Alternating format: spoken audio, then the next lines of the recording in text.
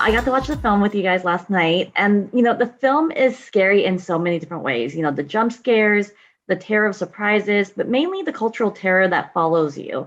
What I really like about the films are the interpretations that come with it. Like Get Out has the cultural, sociological aspect to it, and UMMA has a lot of that too. What was the process for you writing this piece with all the symbolism and interpretations that come with it?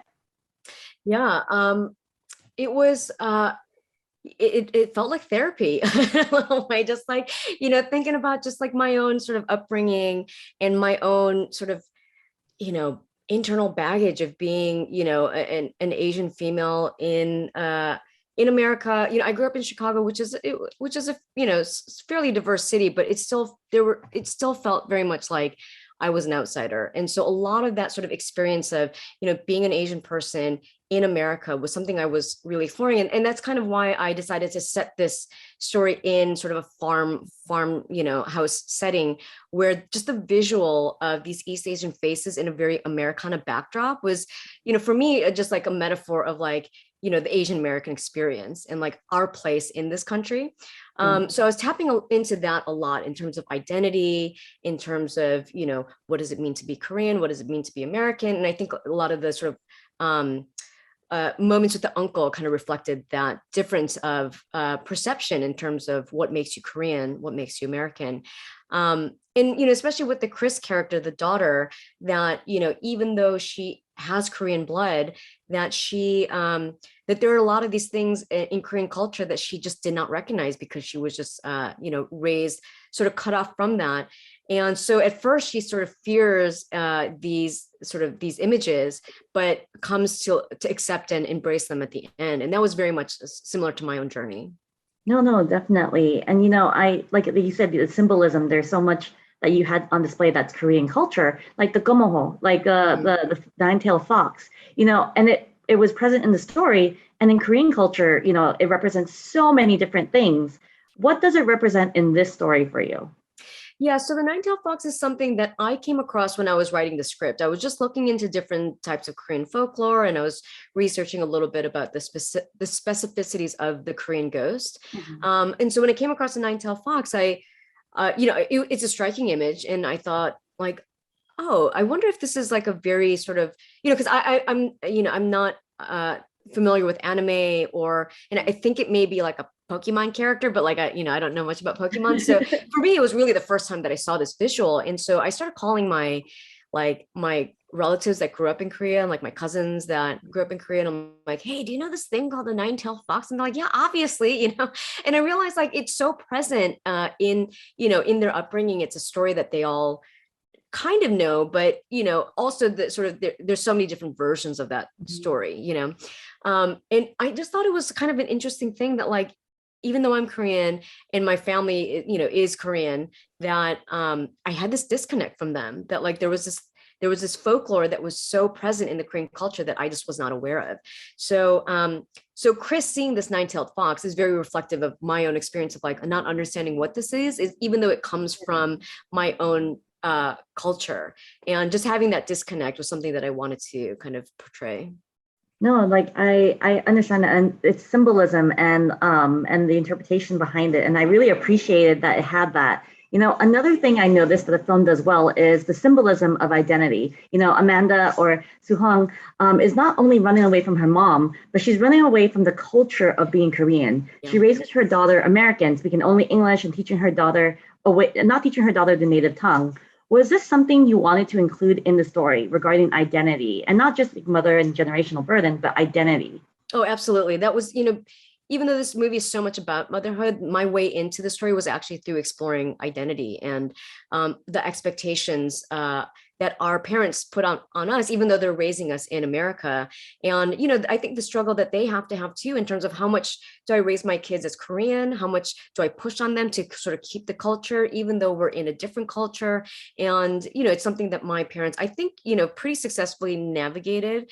They had a business in a neighborhood called Logan Square in Chicago. And, so they were forced to really, have to learn the language and to be able to talk to their customers and whatnot. And actually, it was a very heavily Spanish and Polish community too. And so they like, my mom learned a little bit of Spanish and Polish. It's such a trip seeing my mom in her Korean accent trying to speak Polish. But it was, so like that really assimilation. They were very, they understood that it was important. And so, as much as they tried to imbue our daily lives with Korean culture and traditions, that they understood that, we are also Americans as well, and to be able to be open to that. So yeah, definitely, especially with the uncle character coming in and just being you know having his own views in terms of what it means to be Korean. I was definitely tapping into sort of those experiences as when I was younger, in terms of having to justify myself as an American. Yeah, no, and another thing that I noticed is that motherhood is hard. Like the story is about motherhood and your child, especially if you're a single mom like Amanda Soo Hyung is, and it's hard to be doing all of this alone. Would you say that the terror that Soo Hyung felt was guilt, and not just the supernatural, but the internal guilt that carries over generations? Oh, absolutely. Yeah. I mean, the guilt is very strong in the story. And also I think just in terms of um, a lot of immigrant children where, like for myself, personally speaking, I felt really guilty pursuing film, because my parents had come to this country. They worked really, really hard, long hours to get us a good education, access to good education. And I wanted to pursue arts, and they were, and I think the irony is that they came here to like, give those opportunities to their children. But then the opportunity I wanted to take, for them felt really scary because they didn't really know anything about it. It felt really unstable. And so there was a deep sense of guilt of, did I just squander this, all the sacrifice that my parents made for me? And so a lot of the sort of, particularly in like this big sort of argument that Chris and Amanda have in the movie, where Amanda is trying to convince her daughter how much she has sacrificed for her, that like that everything she's done in her life has been for her daughter. And it's hard for Chris to see that. And I feel like that's very much a sort of a divide between generations that a lot of immigrant families have to deal with. Well, yeah, and last question, but although Soo Hyung wasn't your typical Asian mom, she is a helicopter mom, but that's all like American moms really now. Mhm. But she's not your typical Asian mom that that her mother was. But she still clung on, but she still hung on to the Eastern guilt that we all face, like Yeah. the generational burden. And then I was also intrigued by River because she, to me, represented the freedom and Western ideals away for Chris. Yeah. Was this something you wanted to touch on as a Korean American and how we approach our next generation of descendants? Yeah, absolutely. I mean, River really sort of is the one character that Chris can see that is not, that is away from her mom, is outside of her mom's world, and to give her a different perspective of like what life can be. And I think the sort of the Amanda's character, her big irony is that she has tried so hard to not become her mother, and in doing so has become exactly like her in the sense that she is having a really hard time sort of letting go of her daughter. And she thinks just because she's raising her daughter with this sort of very sort of like overt love and affection, and they're very close, and they really like each other and enjoy each other's company. But that in itself can be very overbearing. And the guilt that Chris feels of, oh, my mom did do so much for me. I do see that, but like, I also want my own life. And so definitely that struggle between each of the generations in terms of how much they owe their mom, and also just the recognition of their mother's humanity and their own sort of baggage, I think was something that each of the characters needed to go through in order to resolve their own issues. Okay, well, thank you so much. The symbolism and every interpretation behind it has been wonderful. And it was deep. Like, I just felt like emotional damage, like in my head. Thank It's you. just but thank you so much. I really appreciate chatting with you. I can't wait for everyone to see this as well. Thank So you. much. Thanks, Laura. Okay, so there's so much to say about UMMA because it's a horror piece, but it's also like horror based psychologically because It deals with mother-daughter relationships, it deals with identity and generational burden. While filming the film, did you feel some sort of connection to the story, especially as a mixed Asian, with the connection of the roots and learning a bit about this generational trauma? Yeah, 100%. I think, my mom is Chinese, Japanese, and Korean. So half of me, literally half of me is so Asian. But I grew up very American. And I think so does Chris. And I think that's very serendipitous for us to be on the same path of Chris now understanding who she is and knowing that she has an UMMA, and for her to embrace, for her not even to know what she's not embracing, for her even to not know what other world exists out of this small little area in life that she lives in. Um, so I think that when people watch this, they're going to really realize like, oh, I wonder what more about me is there to learn? Because I think for me, not until really recently have I really been unraveling who I am, Mhm. or a big part of me. Well, there is a lot of symbolism in the film, the bees, the folklore with the creatures like the nine-tailed fox, which is important in Korean folklore, and what she represents for Chrissy as a way of freedom, independence. What symbolism moment hit you the most? I don't know if this is a symbolism moment, but I think it's definitely like an awakening moment Mm, of when I come home and I have lip gloss on.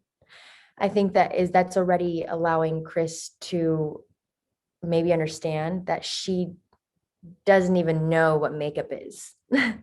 She doesn't even know she can wear makeup. mm, And she's a girl growing up in this world, really alone. And I think the makeup really that's the first really like symbolism that you see of Chris's growth. mhm. No, did the film make you really think about your relationship with your own mother and the ties that, because I know that she's a mixture too, Japanese, Chinese, and Korean as well. Like, did it make you think about your relationship with your own mother and the culture behind it? Yeah, 100%. I never really learned about my mom's culture. She would always make us wontons and she would always make us breakfast with like rice and egg. Um, but never was I like, oh, like, let me really dig deep into who I am. And let me see, like, I've never really seen pictures of my mom's family in that way of like her hominy or her hobaji. Like, I've never really and developed myself that in that sense.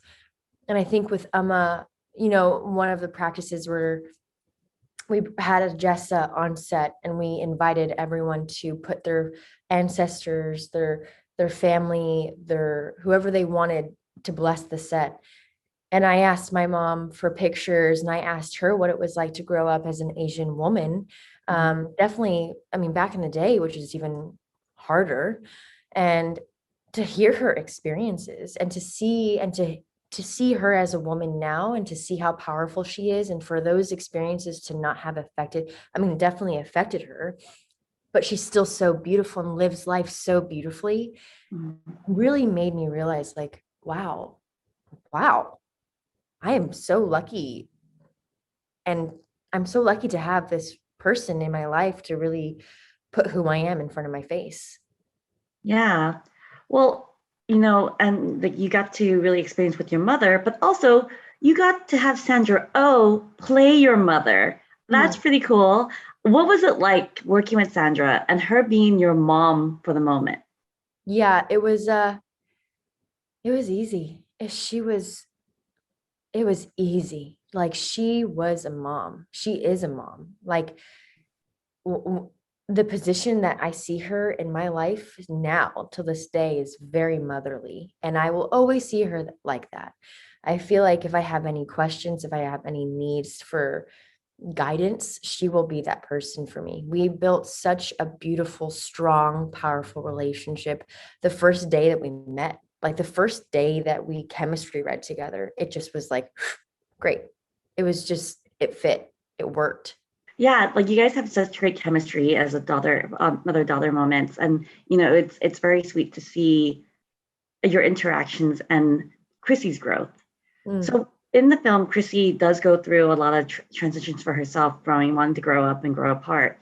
And there's a lot of films going on regarding that with Turning Red and Pachinko and all this stuff regarding mother-daughters relationships. When you read the script, what really drew you to the story? Was it the mother-daughter relationship? Was the horror aspect, or was it that you got to play who you are as a person as well? I definitely think it was the horror aspect of it all because I love Sam Raimi. I'm a big fan of his work. Mhm. And then I read it and I was told it was a Korean American film. And that time I was really involved, like really going deep down a hole of Korean dramas.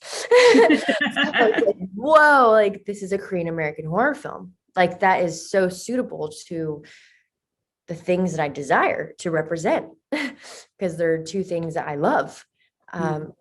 So I think it was, and then the mother and daughter relationship kind of was just the cherry on top because, like anyone, like any daughter probably has a past with her mother. And I definitely do. And for me to like bring a similar relationship on screen was really ideal for me. Okay.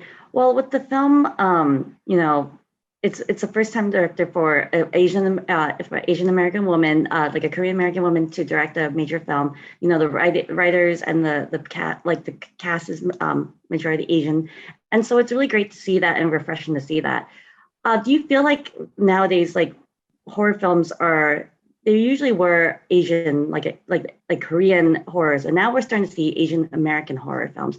Do you feel like there's a great mixture of East meets West regarding the influx of horror films now? I think it's getting there. I think UMMA does a really good job with that.